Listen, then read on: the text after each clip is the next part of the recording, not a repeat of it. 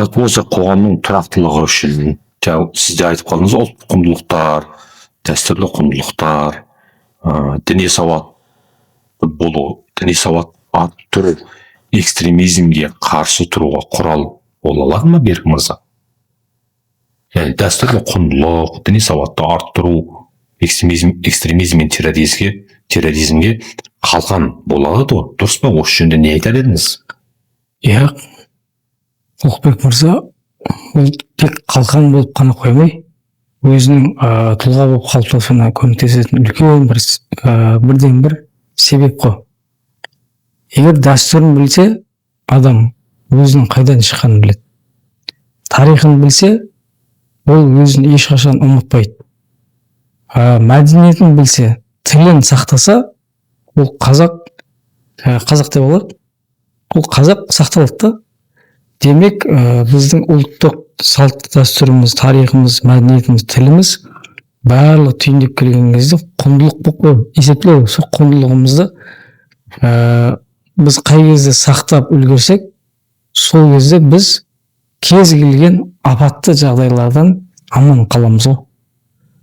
Жаңа айтып отқан экстремизм мен терроризмнен де аман қаламыз. Басқа мемлекеттің бізге басып кіруінен де аман қаламыз бұйыртса. Я болмасам, кез келген шабуылдардың барлығынан да дін аман қаламыз. Біз аман қалатын едік 70 жыл СРО-ның езгісінен де аман қалатын едік. Қай кезде біздің алаш азаматтар егер тірі қалғанда да. Бірақ шүкір, ізі қалды ғой. Мұхтар Әуезов, тағы Сәбит Мұқан, тағы бірқатар жазушылар өздерінің үлкен үлестерін қосып кетті осы жолда.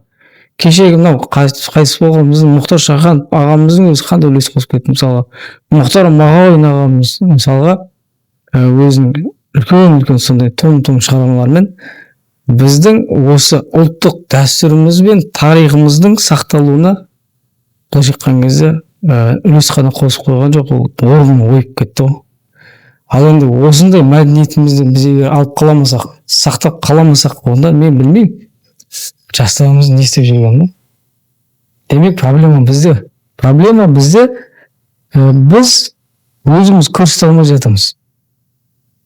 Осы үлгіні біз ағаларымыздан алып қалған аманатты біз ары қарай дәріптеп үлгі етіп көрсете алмай жатырмыз. Мен солай ойлаймын.